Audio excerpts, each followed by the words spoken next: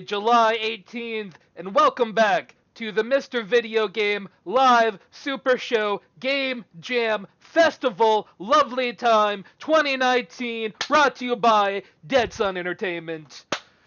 Woo! Alright, we got a show for you people today with things and stuff. Of course, as always, we have our returning peoples. Her battery life has now been extended to up to 9 hours. It's Lindsay, aka Merowyn. Hello. And he doesn't work for it either, but no one's writing news about him. It's Brian, aka Wonderboy. Yeah, well, I mean, it's probably a good thing that no one's writing news about me. I don't want to be the news necessarily. I want to write the news. Give me your news. All of your news. Let me eat it. But if you eat it, how do you write news about it? I ingest it and then I give it back to you. I like a bird feeds its child. It goes into my tum tum and it rumbles around in those acids and such, and then it blah right back on the internet for you, like everything else on the internet. It's just blah right back out there. That's all of YouTube basically is just vomit on the internet. So I would love thumbs to up. say you're wrong, but I believe that is correct information you have for us. Some of that vomit's informative. Most of that vomit is just vomit. Alright, so how's your week been? Lindsay, you've been doing anything interesting this week? Streaming, trying not to melt. I've resorted to Gatorade slushies to try not to die. How about you, Brian? How are you enjoying this heat?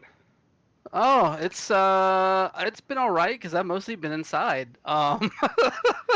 Just a lot of work. Had a few things go up on Outsports, particularly a fun little piece about a former League of Legends shoutcaster, James Stress O'Leary, who is out and gay, and it was fun writing about him, and hopefully I'll get to speak to him hopefully pretty soon.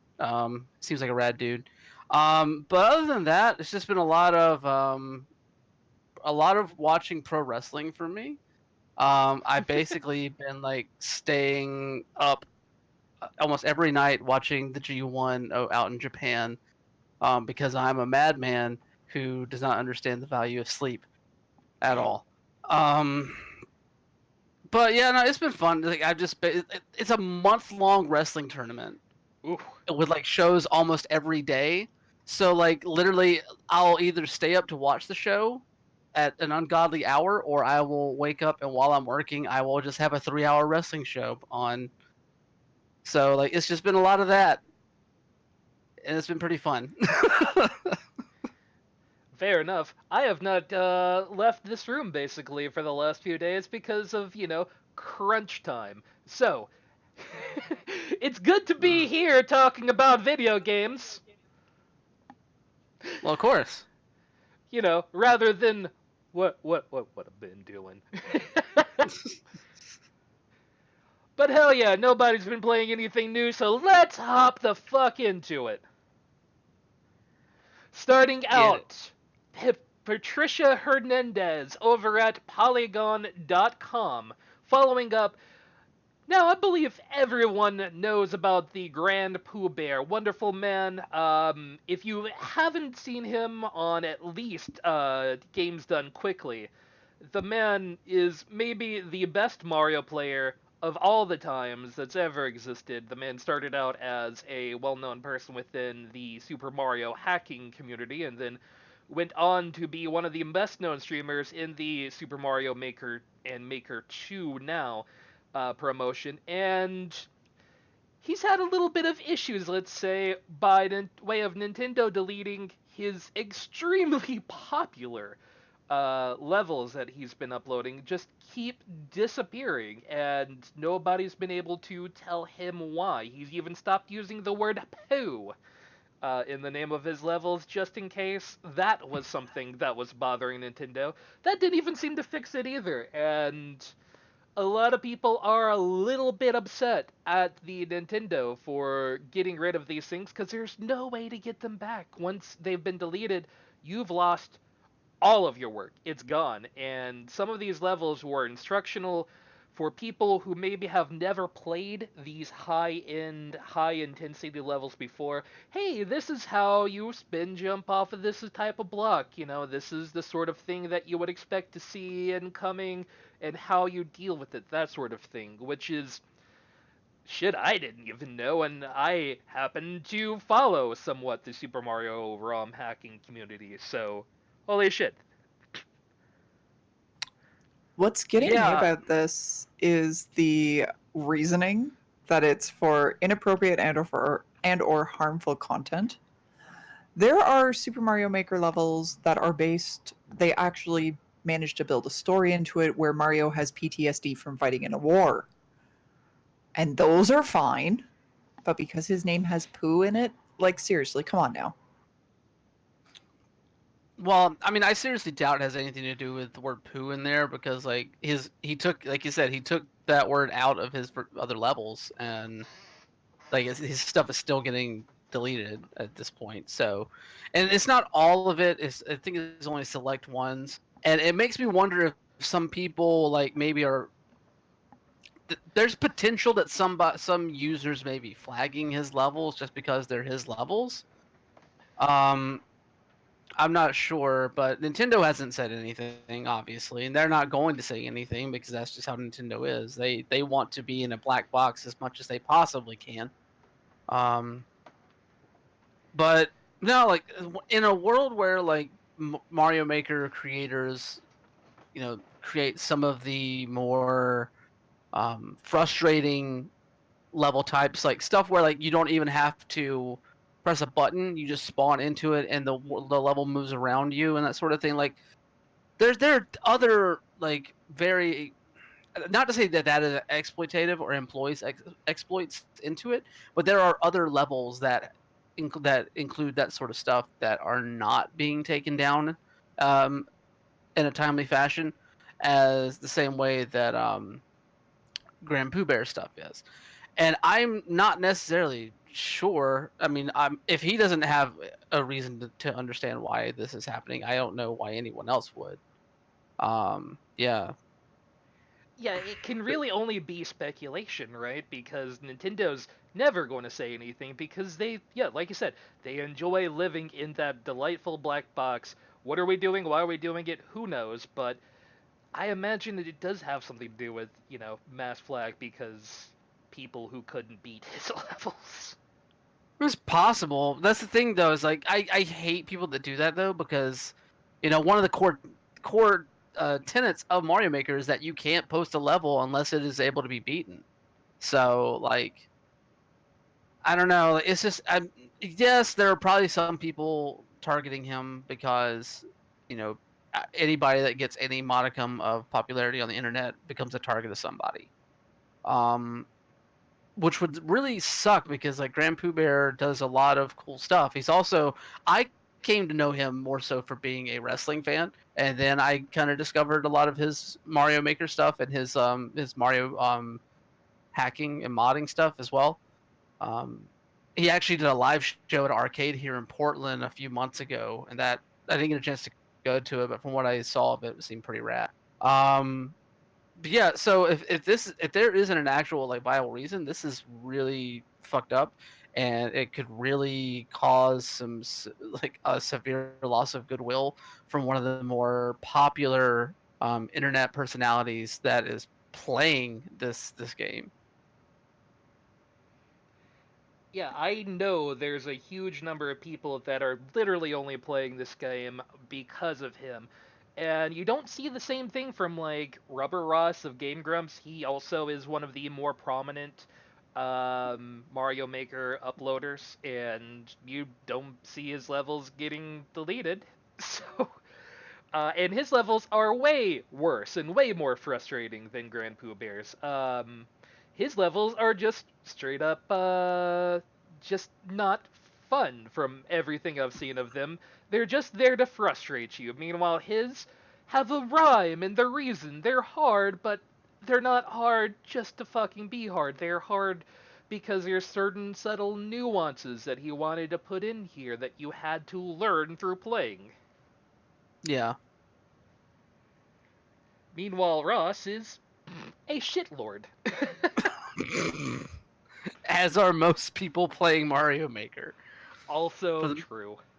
Yeah, I mean, a shitlord in the best way you can be a shitlord. Like you're just like making something very frustrating and then like reveling in people's misery as they try and beat it. Like that's fine. Like you're not actually making like fucking hate speech Oh in the yeah, game. No, I know. I just wanted to make sure yeah. clarify It's worth there. clarifying. Ross O'Donovan is one of the like nicest people out there, but he is a huge fucking troll. Oh yeah, no. Mario Maker brings out the worst in every person that plays it in the best way. Like it's the best outlet for them for your Oh yeah, yeah, and I just love watching him on. Sorry, a little bit of feedback. I just love watching him on Games Done Quickly, especially. Just he makes me happy every time he's on there because he's hilarious and he always gets a huge amount of money. Very true. Well, I think that about covers everything for that, but of course Nintendo's going to continue to make money hand over fist because this next article here from James Batchelor of GameIndustry.biz. Um, Now, this is common news circling around, but there is a new version of the Nintendo Switch, and this is a common thing. We saw this with the PlayStation, we've seen it with Xbox, that there's a new version of the Switch coming out. It's not a different version, it's not a Switch Pro, but it will have extremely increased battery life. Um, you're talking multiple hours in some cases extra worth of battery life coming out. No real international date yet for it, but it will be out this fall. So, of course, any of the absolute die-hard Nintendo fanboys are going to go out and just buy a new fucking Nintendo Switch because it lasts a little bit longer, even though it's not the Pro that people have been talking about. No, it's not. It's not the Pro, and honestly, after the announcement of the Lite, I wasn't really expecting the Pro to be announced at any time soon. This came out of left field a little bit for me, though. It's it's a smart move. I think. Um, I really want to know when this will launch internationally. This seems like a good holiday season thing for them, especially since it's coming out next month in Japan. Like that's enough of a buffer time. Like it kind of lines up with the buffer release period between Japan and the West for these sort of things for it to be coming out in the holiday season. But no, this is the perfect kind of update to the Switch. Um, so yeah, like this as someone who has been looking to buy a Switch, this seems like the perfect reason for me to wait instead of like buying it now, because if I know that there's a model with a longer battery life coming down the pipeline at some point, like I might be patient enough to wait and drop that 300 for this model, because that's the only real outside of the kickstand and maybe some. Okay, and now I'm actually thinking there's actually more than one or two complaints about the system. Because I don't know, did y'all see those stories about the Joy-Con drifting Yes. stuff? Yeah, like that's fucking crazy that stuff can start doing that after only a few months of use. Like that's terrible, especially for how much they charge for those things. Um, so yeah, like there's some legitimate complaints with the hardware here, but the battery wasn't necessarily one of them. At the same time, though, improving the battery is probably the single best thing that they could do to that hardware right now. Obviously, there's some Joy-Con stuff that they should be looking to work out down the pipeline. That's not really as quick of a fix, I think, as a battery can be.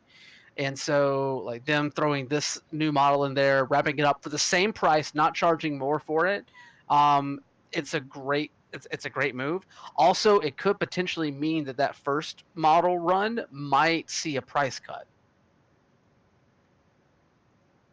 Well, you've also got people like me who, I mean, my PS4 I bought as a refurb and I haven't had any problems with it. And so I'm going to start seeing the OG Switch come out more and more prevalently as refurbs with a significantly reduced price, especially if they're trying to push the new one. Oh yeah, No, absolutely. And I gotta say, to me, it feels a little bit like a planned move, right? Like, what was it last week that they talked about the Switch Lite? Now they're just dropping casually, "Hey, we've got this longer-lasting Switch," and then a year later, maybe they come out with the Switch Pro. So people who buy the newer, longer-lasting Switch this year come back next year and buy yet a new one. I mean it's not a bad idea, honestly. Like this is a good way to keep the system, like at least keep the hardware on the consumer's minds going forward, and then you can space out some of these releases because you weren't as soon as they announced the Lite, you're not going to see the Pro for at least a year. Oh yeah. At least if they were smart, you weren't going to see the Pro for at least a year. And Nintendo has been very smart with their hardware rollouts. Um, so yeah, like it makes total sense. Like this is a very good bridge there, and it also, and like you said, Lens, like it marks the first step towards that refurbished market growing, and just a price cut overall for that initial system. You know, I don't know if it's going to be a ton. Like they might mark it down by like $20-$25 at some point. Eventually, it'll get cut larger, obviously. But I mean, I don't know. All around, it's a healthy move. It's a smart move. I think another thing too, like that prompted this drop was that with the Switch Lite, one of the big things they were saying was, hey, it's got a better battery life. So people are now looking at their OG Switches going, well, if they could do it with that, why can't they do it with this?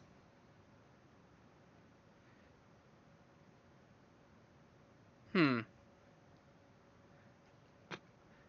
And I just realized I don't think I ever actually hit update information for the current stream. Regardless. Anybody taking a look currently like, what do you mean he's playing Slime Rancher? We're not playing Slime Rancher.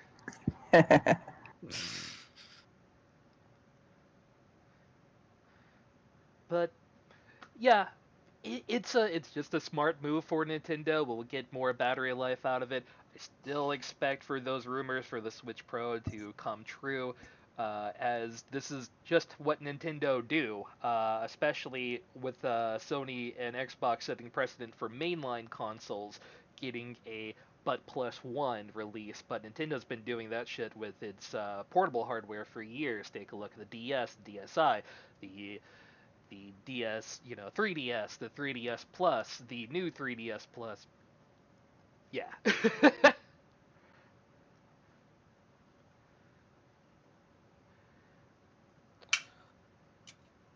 Rad. All right. In other industry news, still coming from James Batchelor out of GameIndustry.biz, G2A has proposed a key blocking tool. They set up basically, if they get enough interest, they will start allowing people to block resells of their keys. It's only a proposed system right now, but it may help, especially those third parties who don't want to fucking see their keys on G2A. Well, here's my issue with this. The fact that this just goes to show that G2A does not understand the concept of goodwill in any way, shape, or form. The fact that they are like saying that they won't even start to develop a tool for key blocking until at least 100 developers show interest in it is just fucking garbage. Like, I have no other way of describing it, honestly. Oh, I mean, there's plenty of other ways that are probably include much more anger, but like, it's literally like you don't get to hold up the industry by saying like, oh, okay, well, we'll fix our criminal practices that happen on our website. We will do that for you. if you give us a pat on the back and a sign of support and say like, yeah, okay, we're behind you with this. Like, no one, you're talking to people that are already advocating for people pirating their games other than going through your website. I'm sorry, but that is not a very good way to get anybody on your side. It's not as bad as sending out a fucking pre-wrote email or a pre-wrote article in your email to various journalism outlets like they did last week, but it's still not anywhere near good enough for what they need to be doing to at least get back in any kind of good graces with these companies, if they even can. This just stinks to me of like your legitimate businessman going, hey, this is a really nice product you've got. It'd be a shame if something were to happen to it. You know, Hmm. like this is just shady all around. But really, did we expect anything more? Nah, not really. Well, the thing is, like at some point, they have to understand how their reputation in the industry, right? Like they can't be ostriching this whole thing. They have to understand all the conversation around them, especially recently. Like they keep popping up, like seems like at least once or twice a year with like just dumb bullshit that happens on their site in regards to, housing keys that are mined from like stolen credit cards or from, people reselling review codes and stuff like that. Like it's just ridiculous stuff. Um so at some point they have to realize that if people keep reporting on how stuff happening on their website is criminal and wrong, and you have developers coming out publicly and saying that they have want anything to do with your website or with your platform or anything like that, like you have to like kind of take a step back, I figure, and maybe think about your place in the industry. Unless all you care about is the money that you make off of it, which obviously that's what this all boils down to with them. So like, no, I don't. I this whole situation is just, I don't know. I'm sick of G2A. Yeah, we've talked about G2A literally every week this month. If Yeah. you could stop fucking it up, that would just be really nice. If they had come out and just said, hey, we're going to work on a tool for you guys, rather than saying, hey, if you guys tell us you want it bad enough, then we'll think about doing it. Just go do it. This is the easiest way you could have gotten somebody to care about your shit. Like, okay, real quick before we move off of this though, there's one quote in this article that where G2A is talking about, developers wanting to remove their games from their marketplace. Um, and this just it just reads so grimy. Okay, so quote. Let's see. We'll make sure I have who said this correctly first. Okay, this is just from their statement, I think, regarding this announcement. Both sides have valid points and should respect each other's arguments. G2A, like any other marketplace in the world, is to assure that independent sellers can offer the products they own for others to buy. This results in lower prices on games, electronics, gadgets, and everything else gamers need. And this is what we're all about. Both sides.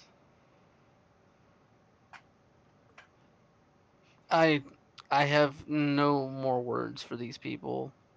Like it's just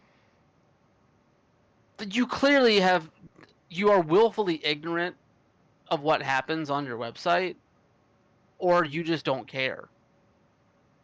Both. I mean, it's potentially both. I seriously doubt it's both because I think they are very well aware of what happens on their website. They just don't care because of the revenue, obviously. So it's just, oh god.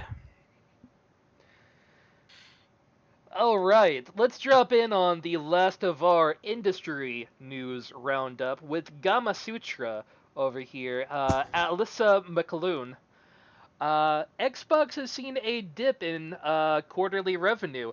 I don't think anybody is really surprised though, considering they just told us about the brand new shiny Xbox that will be coming out what next year.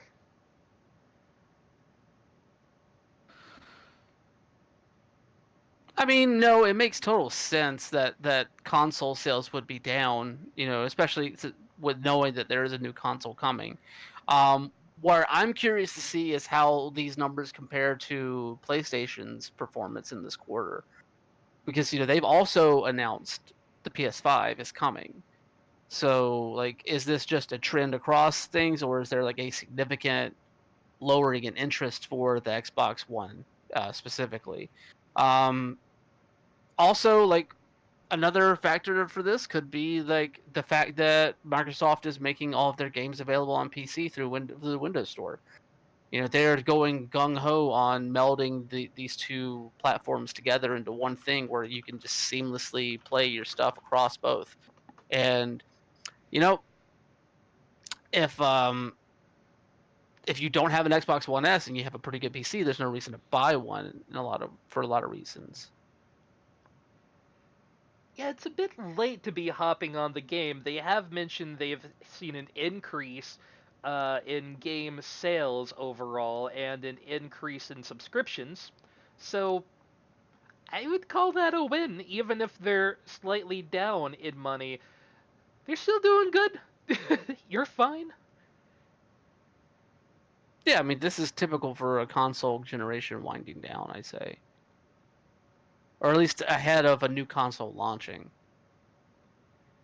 Yeah, that's like you said, the only thing that really, raises my eyebrow is where's the numbers for PlayStation? Because they're in literally the exact same boat, but of course, every company releases its numbers on a different cycle, so when we hear from PlayStation finally, then we can give you an update and be like, hey, PlayStation sales also down. Nobody's surprised. Yeah. I think some of these numbers also contribute to the narrative that of how successful Xbox Game Pass has been. Looking at the subscriber count for Xbox Live right now compared to last year, they are up 12 million subscribers um, compared to where we were at June 30th of last year. So, like, obviously, that is a huge selling point for Xbox Live, um, especially now that they have the Xbox Game Pass Ultimate package, where you have Xbox Live bundled into your Xbox Game Pass subscription. So, like, a lot of they are putting their investments in the right place, I feel, and this is validating that going forward with this streaming model.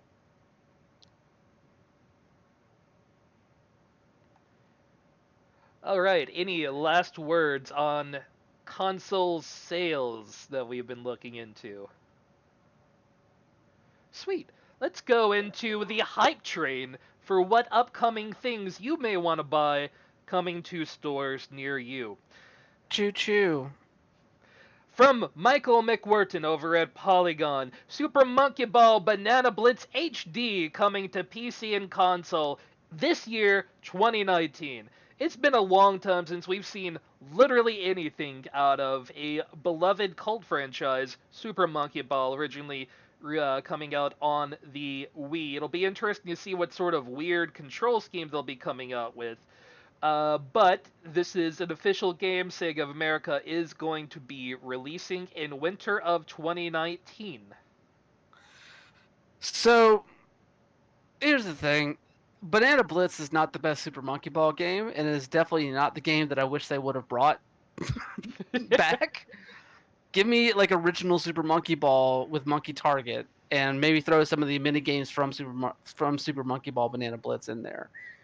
The main reason why is like this is a Wii title built for motion controls. They're having to like if they aren't like going back and reconstructing this whole thing for a gamepad, then I have no idea what is going to happen here. Like this will be good for a Switch game if they keep that motion control stuff in there, but for any other system, I don't know. It's not the Super Monkey Ball game I would have put out there. I've actually got the Wii version, and it's fun. But even the fact, like, yes, it was made for motion controls, but the way they force you to hold the controller in order to actually play, you can keep it up for maybe 20 minutes before your wrist cramps or craps out. Oof. So it was one of those, bought it, played it, pulled it out every now and again if I had people over, but beyond that, it nah. I'm I'm glad we're on the same page. By the way, I Or should no. throw out this is an official date of October 29th on consoles. We don't know when the Steam release is. I should clarify on that. And hey, 2 days before that Luigi Mansion 3 coming out, so, timing. Hmm. Brooktober is real. And it sucks because it's my birthday month. Oh. So I've Ooh, got all of these games coming out and I'm going to be freaking broke. same Time to though. build up that Amazon wish list. Alright, next on the upcoming hype train is Plants vs. Zombies 3 is in development. Now, Plants vs. Zombies, obviously one of the most beloved casual game franchises out there, was the main reason EA swept up PopCap Games at the time. Plants vs. Zombie 2 was primarily a mobile game. People were not entirely happy, let's say, with the microtransactions, which were pretty prevalent on the mobile outlet of Plants vs. Zombies 2, and it looks like there will be more microtransactions in Plants vs. Zombies 3. However, we do have this coming out sometime soon. It's just hit pre alpha, so people can sign up if they want to be a part of that. Yeah, and I think the pre-alpha is only available to Android users right now in the US. Yep. No love for the Canadians again. I don't know. I never really got into Plants vs Zombies personally, so like I don't know. I had so many hours in the original PC release, and I put a good chunk of hours into the mobile version. So I'm kind of stoked, nostalgia wise, that this is coming out. And I did play the FPS that they brought out for it too. Mm-hmm. That was stupid fun. Um, it was probably one of the first FPSs I actually enjoyed. So I'm kind of really excited to see what they do with the third one. Yeah, I would like to see. I liked a lot of the updates they did to Plants vs. Zombies 2. I never really ended up finishing that game, unlike the original, but it was kind of fun. So hopefully they get something a little bit more polished, is kind of my hope for Plants vs. Zombies 3.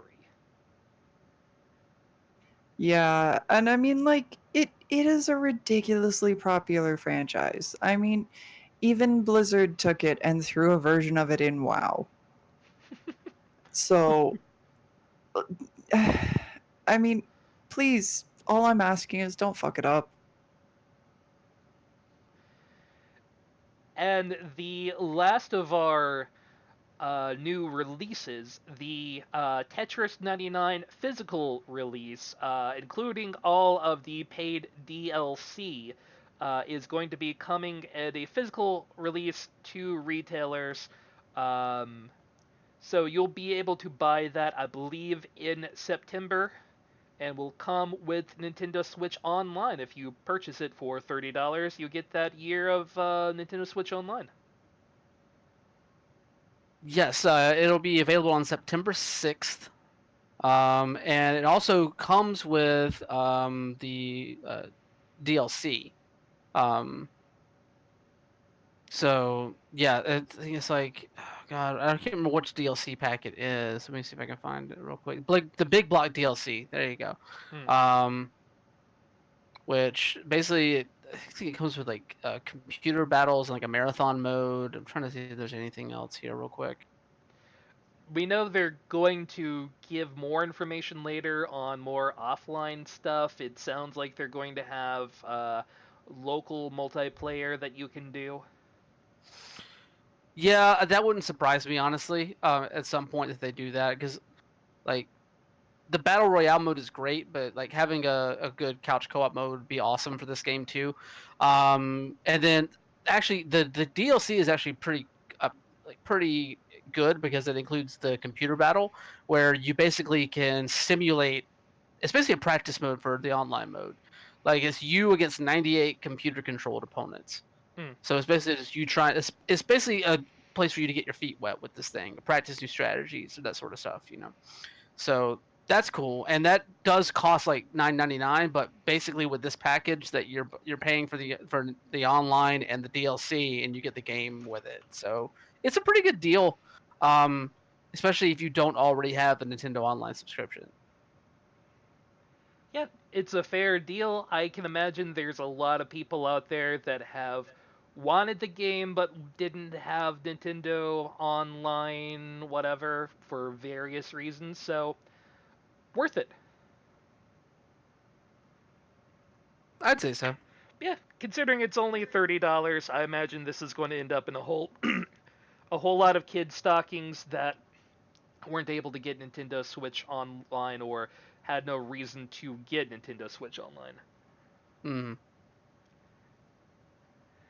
And the last of our upcoming stuff stories, Ubisoft has revealed the full list of games for Uplay Plus subscription service. Yeah, well, at least like the first like 40 or so games that are going to be coming to it at launch. So, because whenever they announced this back at E3, they said there's going to be like over 100 titles Hmm. eventually, and they will more than likely get there, obviously. But for now, it's going to be around like 40-ish titles to start off with, and they're all Ubisoft games, obviously. Um, which just looking at this list, like there's a lot of not necessarily weirdness, but there's some oddities in there. Like they separated out Assassin's Creed Origins Gold Edition and Assassin's Creed Origins Discovery Tour mode, Hmm. which Discovery Tour is just like a DLC mode within the game itself. So they're kind of separating out and counting that as a separate game. But yeah, it's weird. But like even then, like there's still a good crop of stuff here. Like you get basically all Far Cry games except for like Far Cry 1. Like you're getting almost every Assassin's Creed game ever made in this thing. You're getting Beyond Good and Evil, Child of Light, a lot like pretty much every Might and Magic game ever made. At least for like more modern consoles, I think. A lot of Prince of Persia, a lot of Rayman. Both South Park games are available with this thing. Let's see, for all those people that really want to play The Crew some more, you get both The Crew and The Crew 2. I don't know who you are, but go for it. For the Um, 3 people out there that actually enjoyed the game. bang bang. And then they also include Rainbow Six Siege in this, which makes me very happy to see. I mean, there's a lot of other Rainbow Six and a lot of other Tom Clancy games included in here, including most of the Splinter Cell library, which that makes me very happy because I would love a way to go back and play those games on more modern systems. So there's a good crop of games in here, and then you have like them launching like Uno, like if you want to play Uno, you can totally do it on Uplay Plus, as well as Monopoly Plus. So like, there's enough value in there, I think, for it. The question is, will it really be sustainable in the long haul because of the glut of subscription services that are coming out? They're also fully backing the Stadia, which is coming out. They'll do Uplay Plus for themselves, and then Stadia will be Uplay Plus will be coming out in 2020. So that'll be like an add-on service for a lot of people, as far as they'll see it. So if you have Stadia, you may end up getting this console probably eventually, but they don't know when or if. I mean, console, I think, is going to be a little bit harder for them to do because a lot of the people, the console makers, are entrenched in that business. That business model is very much set to where it needs to be. And I don't think that a third-party publisher streaming service is really going to have the ability to penetrate that all too well, especially considering that Xbox and PlayStation are both working on their own streaming services at some point. But the relationship with Stadia makes total sense. Because Stadia, they announced like not every game is going to be free in that subscription that you pay for with it. So you are still going to have to buy some titles. So it makes total sense that you would maybe buy a Stadia subscription and then buy a Uplay Plus subscription, so you have the Ubisoft library to play around with at a very much smaller cost there. So I don't know. It's not. While I say that, it makes it like more like a better selling point for it. It doesn't necessarily make it make me happy that it's going that way.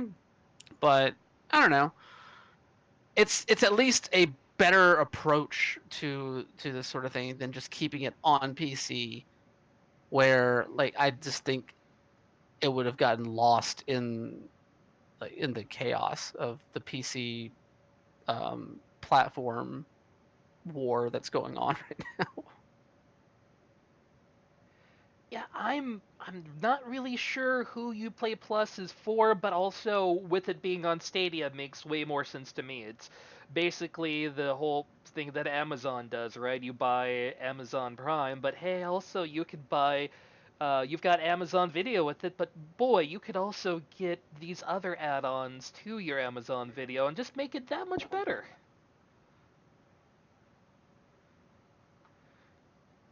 But yeah, that does it for the upcoming game news. So hey, if you're one of the people who wants Uplay Plus for reasons, it's coming to you soon, and you can play that whole backlog of Rainbow Six and shoot a whole lot of people. You can shoot a whole lot of people in a lot of those games. Oh yes, that seems to be the majority of Ubisoft's backlog, other than Prince of Persia and Rayman and stuff like that. Whole lot of shooty shoot shoot bang bang. Either way,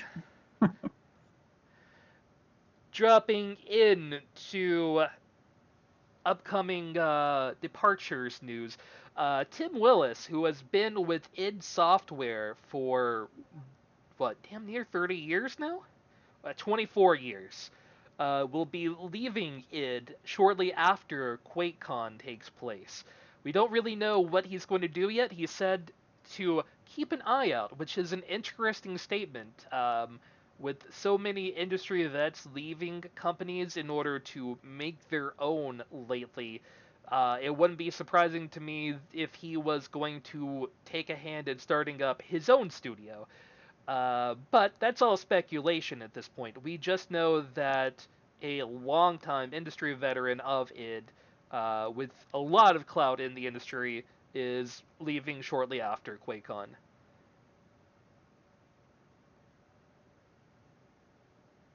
This is definitely one of those end of an era things, like he's had his name on so many id Software titles, and like it's kind of depressing to see him. Oh yeah, it was basically the feeling I had when Will Wright was like, "Ah, I'm done with this whole Max's thing. It's cute, but whatever. I'm out." I was kind of a little bit like, "No, but that's Max's is dead now, and they've made it not entirely wrong, but there you are."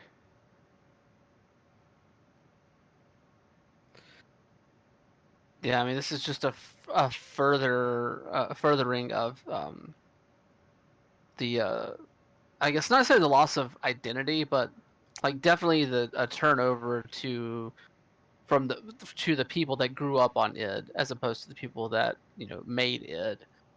Right now, like the article says, like this Willett's leaving basically leaves like Kevin Cloud and Donna Jackson as the only two um staff members that were there during the original like Doom days, the Doom and Quake days. So yeah, like it's definitely end of an era, like you said, Lens. I this it's just crazy to me because like if he comes like Willits has the chops to start up his own studio in a lot of ways. I mean, we're talking about the dude who reinvigorated Doom. Like he's the one of the minds behind that remake of Doom that was so well received. Um, the dude made Quake what it was and what it became. And granted, he also was like one of the head designers on Rage, but we'll set certain things aside here. And you never know. Everybody, no one has 100% banger status. Mm-hmm. So like And Rage was Willis is fine. It's fine. it was boring. Rage was boring as shit. It had no personality. Whenever everything else that it had done had such like it just oozed charisma in some way or form. Rage just like decided to live in the void where all of that was pulled from after it was empty. That being said, though, Willits is still a very talented designer, and he will undoubtedly land on his feet. And I can't wait to see what he does next. I mean, I have to imagine if whatever he does next doesn't catch on, Willits is going to be fucking fine. He's fine.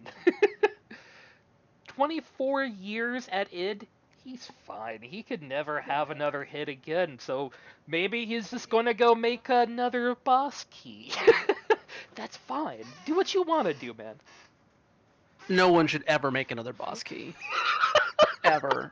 Like, I would not wish that upon my worst enemy, like, to have that whole timeline of events go down that way. I wouldn't even wish that on now the name escapes me. The dude, boss key dude, Cliffy Cliffy B. B, I yeah. wouldn't even wish that on Cliffy B to live that over again. Like that was just a conglomerate of crap that ended up in his lap the way that boss key went down. So, which honestly, some of his doing, not gonna Oh, yeah. like take away any blame from him, but like that was just that studio was like just doomed from the start in a lot of ways. No, Cliffy B is the first to admit that a lot of the faults of Boss Key were definitely on him, and he seems very happy to never go back into the game industry again after all that, and I can't fucking blame him. Nope. In a little bit less happy departure news, Yogscast CEO Mark Turpin is resigning following sexual harassment allegations. Presently allegations, but he is now gone from the Yogscast. Yeah, this is like the second time this has happened in the past 2 weeks. Last week, um, content creator Matthew Meredith was let go from Yogscast whenever allegations about his own uh, sexual harassment practices came to light. And yeah, like this just kind of maybe speaks to a culture within that group now in a lot of ways, especially with the CEO being being accused of these sort of things. A lot of basically the claims against Turpin come from inappropriate messages to community members, like which once again is a sad pattern that we're seeing with a lot of content creators online. Um, so especially people that don't come from traditional media in a lot of ways. So, but according to the report here from Hayden Taylor, like Turpin was on leave while they were investigating this sort of thing, but he just finally decided to announce um, his departure today. I think he said he did admit to, I have sent some inappropriate messages to several members of our community, and I'm deeply embarrassed about this error of judgment. There's no justification or excuse for my behavior. I was in a position of considerable responsibility, and you all deserve better from me. If you've been upset by my actions, I'm very sorry.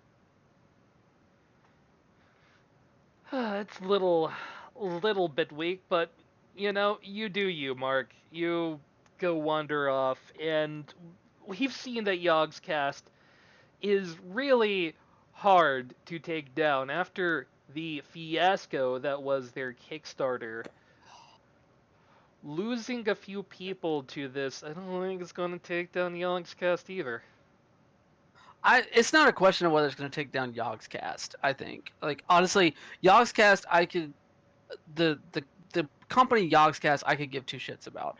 I want the people that are accused of these things, that have clearly, at least in Turpin's case, admitted to doing these things.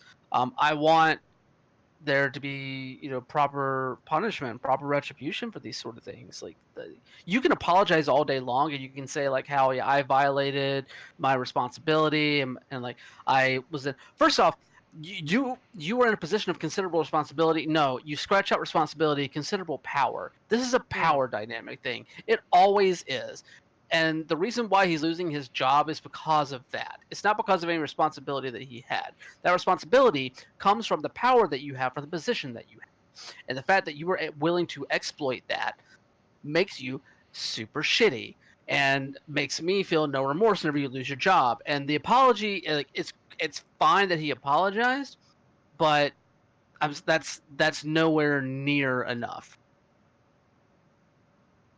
Oh, absolutely not. And I could give less of a fuck about what happens to him after all of this. And it's a weird ongoing trend of, you know, Yogscast has a fairly young following, and it seems to be these people with young followings keep going, what can I do to fuck up and just be a horrible shit person?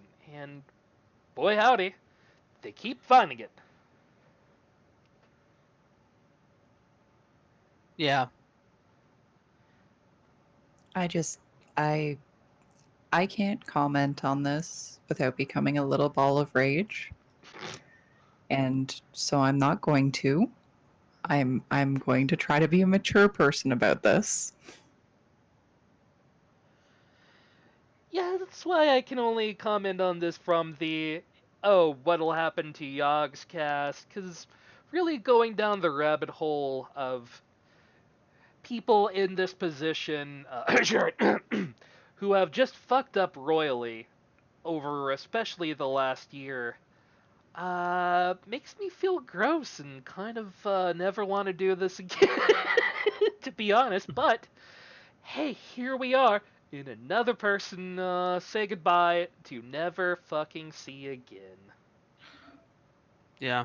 It should also be noted that Turpin, make sure I get this correct, is the director of a separate game code distributor that is not G2A, um, called Keymailer. Oh, And Keymailer, it's not the same as G2A. Let me just go ahead and throw that out there. Is not the same as G2A. They are not like an aggregator where people, like a secondhand marketplace. That is not what they do. okay. But they have been accused by some devs anonymously of charging um, ridiculous prices for advertising on their website. Basically, the whole thing there is like they grab game codes from developers to distribute for free to influencers. So like they're like a middleman between like devs and people that can promote their game online, that sort of thing. But it seems like some of their business model relies on selling extra advertisement on the Keymailer website for games. So like developers, they can pay like some of the numbers I've seen thrown around. This is all from anonymous devs that I've seen, anywhere from like $50 for a one-time ad to like $300 for a carousel ad. And the thing is, though, like, they're charging these numbers for a website that's only really seen by influencers who are trying to get free keys for games to play. So like they're charging money for a website that doesn't necessarily act as an advertising um, base at all for a game, but it's just something to kind of like, I guess, to help the bottom line there. And it makes me wonder how many devs like that aren't keen on this sort of thing are like maybe falling into that trap and spending more money than they need to for what they're going to get in return. So yeah, there's that too. Lovely. What Thumbs a up. good guy. Let's go to slightly funnier news with Apex Legend from Ian Walker out of Kotaku. Apex Legends had a little bit of a conversation with people about things that they're planning to do to people who have done unscrupulous things with the recent Reddit check-in. They were talking about ways they've been looking to find cheaters, but the best part of it is that they're going to have cheaters put into matches together. They're going to make sure that cheaters match each other more often than not, and it's not something new, but especially at the size of Apex Legends, I would love to get to just watch these shit games where just suddenly like, why am I getting headshot all the time? This sounds wonderful. Nah, like, this is the perfect way to like just push these people out of the way for the actual people that want to play the game correctly to do so.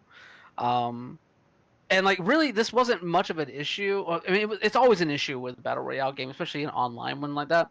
Mm. But this wasn't much of an issue until they added the ranked mode in season 2, Ugh.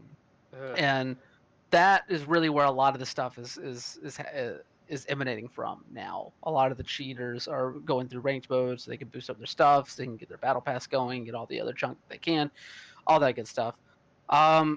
So yeah, no, I'm totally down with this idea, and I would love to have just a Twitch channel going 24/7 with them looking at the cheater channel in Apex. It would be rad. It'd be so much fun to watch. How many of them would rage quit when they realize that their underhanded tactics aren't working because they're getting used against them? It's too good. I wish this was in every online shooter. How do we pitch this now to Respawn? Like, hey, just give us a Twitch channel of nothing but these guys fighting each other. I need to see this. I need this in my life. I'm just gonna look up Vince Zampella's email address real quick. Do do do do do.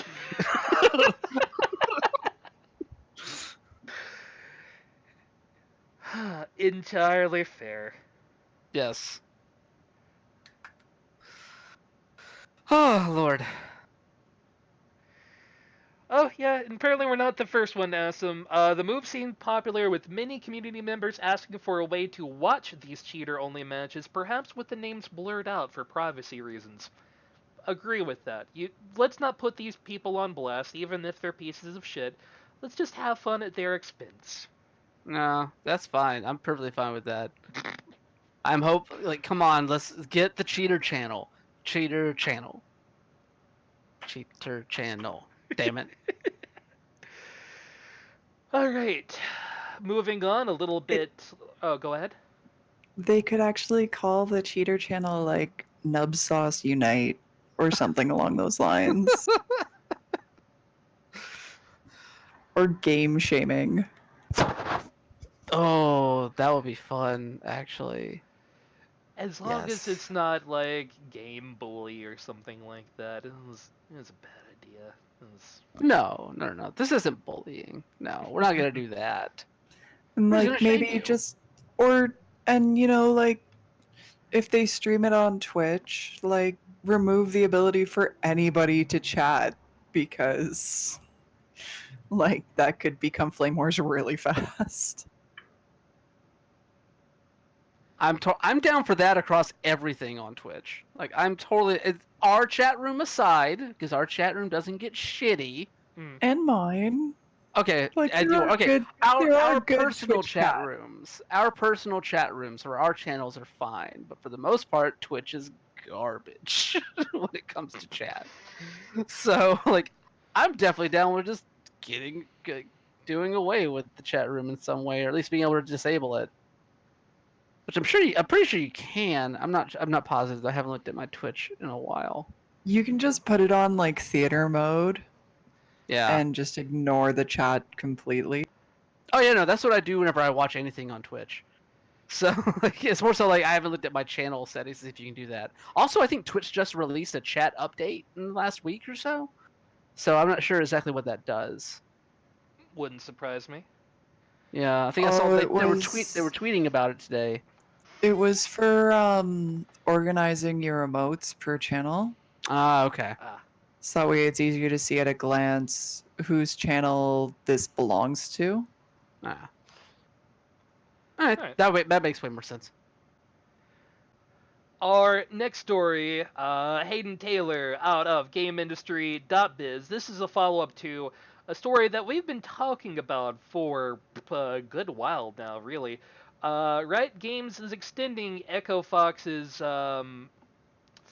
time period to get rid of, let's say, somebody who has made some less than stellar remarks. I'll hand it over to Brian for more details.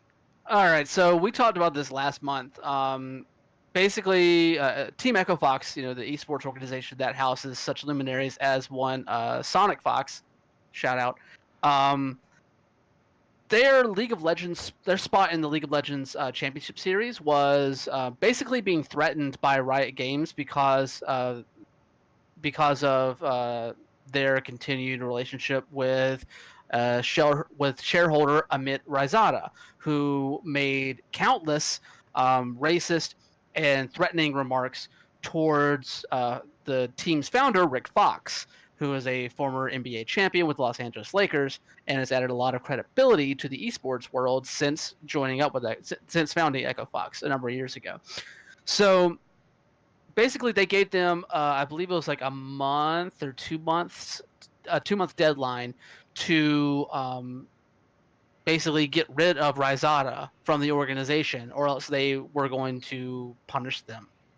They didn't expressly say what that punishment would be, but a lot of speculation was that they were going to lose their spot in the LCS. And if they had lost their spot in the LCS, that is a huge revenue stream for Echo Fox gone.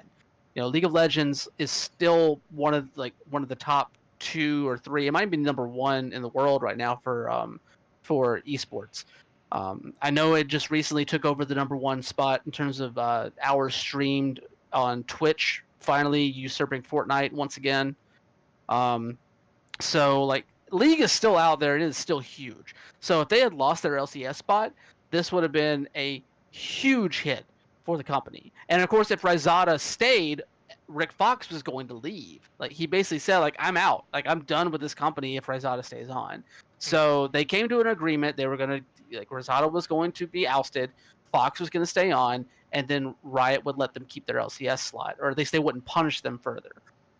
But it seems that deadline is coming up, and they have not gotten Rizada out of the company. And so Riot decided to give them a extra 7 days to finally complete this ousting. So I don't know, I don't know what's taking them so long to get this done. I'm sure that there's some sort of since he has money tied up in the company, they're probably having to negotiate some kind of exit deal for him. And maybe the financials are what's hanging this up right now. I mean, Rizada, if he's so brash to make these fucking threats against Rick Fox and his family, mind you, then he's sure as hell brash enough to try and take as much as he can on the way out with this thing. Especially even though he's being ousted for abhorrent things that he has said, which he has a history of doing long before ever being involved with Echo Fox. So yeah, Riot, I guess they're giving them a little bit of wiggling room here to try and get this thing done because they don't want to lose the name value that Echo Fox has. But at the same time, no esports organization is bigger than League itself. Riot is not willing to compromise, a lot of the work that they've done to lessen the toxicity within the League ecosystem over the past few years. They have done a lot of work to try and alleviate a lot of that, both in the game itself and its fan base and the esports fan base. So any sign that they are walking back any of those advancements would be very ill received. And so it makes total sense why they would not want to have Rizada have a large stake in a company that they are allowing to compete on their grandest stage.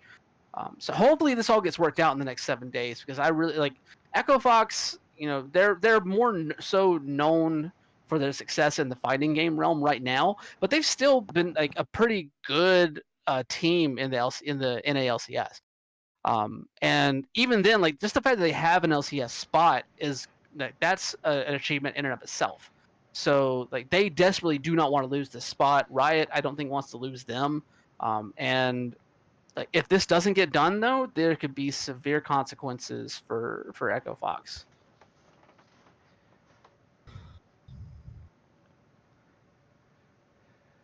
Yeah, it's interesting, and next week we will definitely see what comes up. Yeah, we definitely will. I mean, there's going to be news one way or the other. Absolutely. And the last story, I haven't actually been able to read this one, so Brian, I'm going to let you take this because I haven't had a Okay, chance to read it.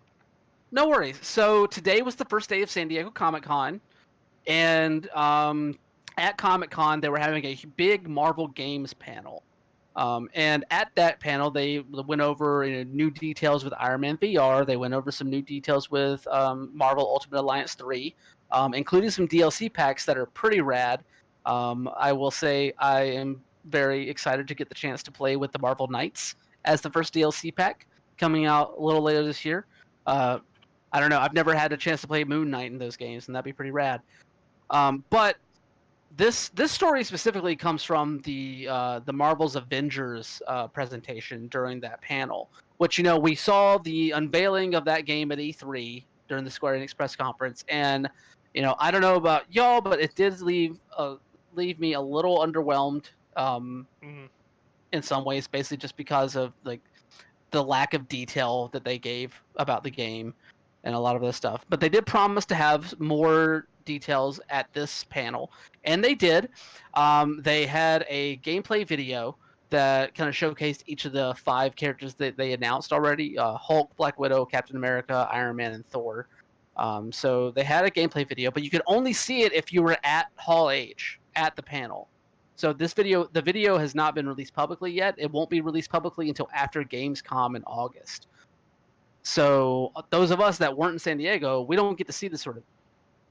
But the video did feature one little Easter egg sort of thing that might actually have a larger role in the game itself, in a cameo by one Kamala Khan, who, of course, anybody who is a fan of the recent Marvel run knows her as Miss Marvel. So Kamala Khan shows up in the gameplay trailer that they have as a young girl wearing a T-shirt with the Miss Marvel logo on it, and the developers kind of hinted that she might have a larger role in the game. There's been some rumors going around that she might be even a core member of this Avengers team. So like it's a pretty big deal because like Kamala Khan, whenever she was first hit the comic scene, she was the first like real Arab representation, positive Arab representation. Let me roll that back real quick. Positive Arab representation in comics in a fairly long time, especially from like a larger company like Marvel. So putting her in the Miss Marvel role was a huge deal at the time, and the fact that they are including that version of her in this game in any form is awesome because it's showing a commitment to presenting at least some form of diversity amongst their characters. Now, that being said, all 5 of the main characters so far are white, which is perfectly fine. But like you want to see other characters be involved in that right now, and I think that Kamala Khan is a very good first step there. And honestly, the way that she gets her powers plays into some of the story stuff. So this actually might be a bit of an origin story for her as well in some ways. Honestly, a lot of the excitement around this whole what this article is talking about is the fact that she's in the game. That's the main thing, though. Like she's in the game in some way, form, and that is super rad. And I would tend to agree with that. It is super rad.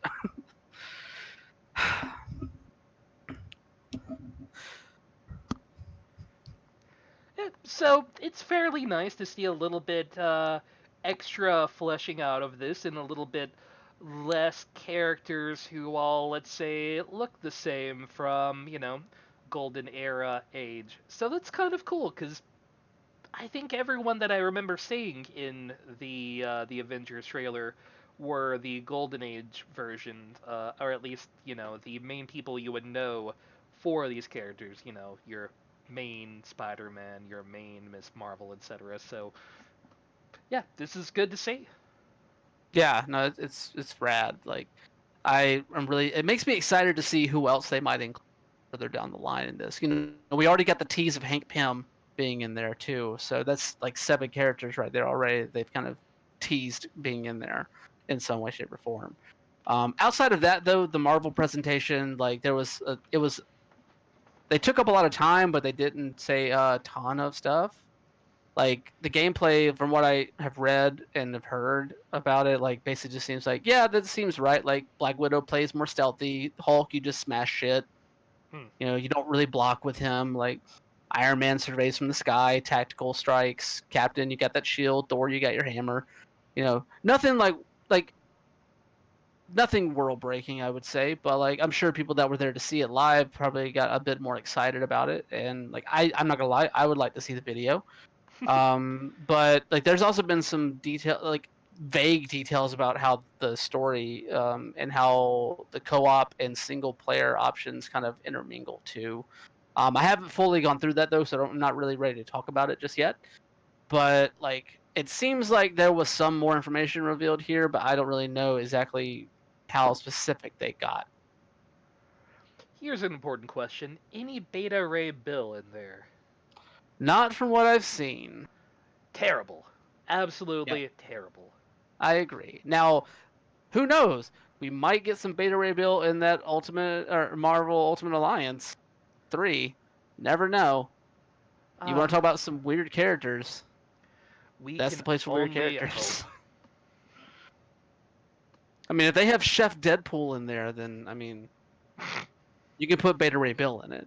Oh yeah. Well, that about does it for this week's Mr. Video Games for July 18th, 2019. As always, you'll find us every Thursday night, 9 o'clock p.m. Eastern, or 8 o'clock p.m. Eastern, I should say. Every Thursday, as well. The videos go direct to YouTube at CBGP Games. And of course, for the rest of July, we will be having me playing whatever the fuck I feel like on Sundays. And currently that is Slime Rancher. So if you want to chill out with me and collect some slimes and hang out with some good boys, come hang out with us. Give it a little look-sees. But we always end Mr. Video Games, of course, by naming the Mr. Video Game of the Week. It is somebody, something, some entity, some noun that has done something so amazing, so bad, so crazy that we can only look at this. This is video games. So our Mr. Video Games of the Week is, of all things, Yahoo News. What do they do now? Let me Or just explain. what do they do? I don't know. What do they do now? That insinuates that they do bad things all the time. So go for it. It's nothing terrible, but I would hope not. so they recently put out an article for Pokemon Detective Pikachu becoming the highest-grossing video game of all time, which would make sense to me. It should probably be the highest-grossing video game movie of all time. Turns out, previous to this, it was Warcraft, and literally just over the last week, supposedly by their numbers, Detective Pikachu would have passed Warcraft for the number one spot. But they're wrong. Lies and slander. Warcraft is still the number one video game movie of all time.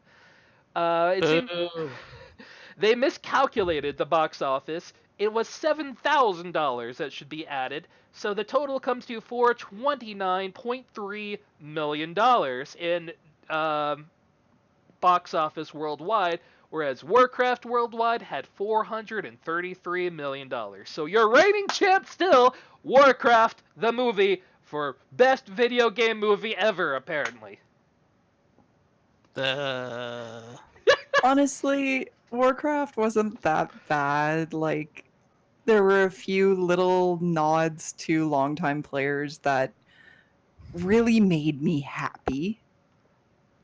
And they were little short things that a lot of people would have missed, like when they do the beautiful panning shot of Stormwind and the Griffin's flying down into where the flight path landing is, and you hear just this quiet little ah as they fly under the arch. Like, stuff like that makes me happy. I haven't seen Detective Pikachu yet. I need to see Detective Pikachu because Ryan Reynolds as a cute, fuzzy little yellow thing is going to be awesome. But, I mean, guys, check your facts, please. Especially whenever you can just like Google up Box Office Mojo and like see the number right here. Mm. Which, by the way, that the number has actually gone up a little bit. It's 429,496,000 now. Ooh. So It moving on. may still surpass Warcraft, and honestly, I hope it does. I haven't seen Detective Pikachu, and I am a Warcraft movie apologist. But I'm still going to tell you, from having not seen it in just the reviews I've read of Detective Pikachu, probably a better movie and more deserving of more money. I'm surprised it hasn't made more than $500 million. I've seen it, and I adore that movie. It is one of the cutest, most like heartwarming things I've seen since the first Pokemon movie that came out in theaters, which I also went to see in the theater because I was a 16-year-old weeboo. That being said, all of this is not going to matter in the matter of a year or two because as soon as that new Mortal Kombat movie comes out, this records will be done. Yes. These records will be done. The new R-rated Mortal Kombat with all the fatalities in it is going to come out. It's going to shatter the $433 billion mark. It's going to be donezo because Mortal Kombat. Honestly, the first Mortal Kombat movie should have broken that record because that's the only other like really good video game movie that I've seen. Not movie. Like as a movie, it's but video game movie, top notch. It was so bad. Oh no, the first one was great. Annihilation was terrible. I I love the gave original up Mortal after the Kombat. first one. Oh, you should watch Annihilation just for the fuck of it. But Sir It is. Brian, you're forgetting about the joy and delight that is Doom.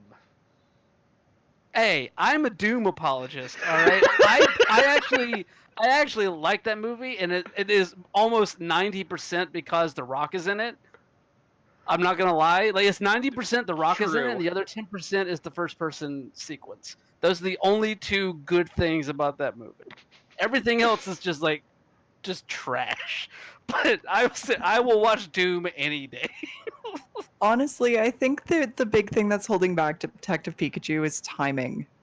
If they had timed it to come out the same time as Sword and Shield, or if they had timed it to come out the same time Pokemon Go dropped, it would have it'd be at 500, or it would have just blasted past Warcraft in a heartbeat. No, you're not wrong. You're not wrong there. Like if they had timed it to that, it would have been perfect, I think. But Absolutely. yeah. All right, that does it for our Mr. Video Game podcast for the week. Lindsay, any final words this week? Final words. As usual, don't be a dick. Be nice to each other. Spread the love where you can. Support small streamers, because like they're people too. And just have a good week. Brian, you got any final words? The Street Fighter movie made only 99 million box office, and I am very upset about that. Oh, sweetie. I am very upset about that. No, in seriousness though, I'm just gonna go into self-promotion mode. You can read my stuff at outsports.com, superherohype.com, and now at pastemagazine.com. I am back there as a tech reporter for them, starting earlier this week, and that's pretty rad. That's where I did my internship with them, and good people, and I'm very, very happy to be working with them again. Woohoo! Yeah, if you're Yes. not reading Paste Magazine just because Paste Magazine is great, read it because Wonder Boy is great. Thumbs up. All right, thanks everyone, all of our lurkers who hung out today. Thanks, of course, everyone here on the podcast for joining me, and tune in next week to see the thrilling update to Mr. Video Games. Have a good night and a pleasant tomorrow. Night, folks. Bye.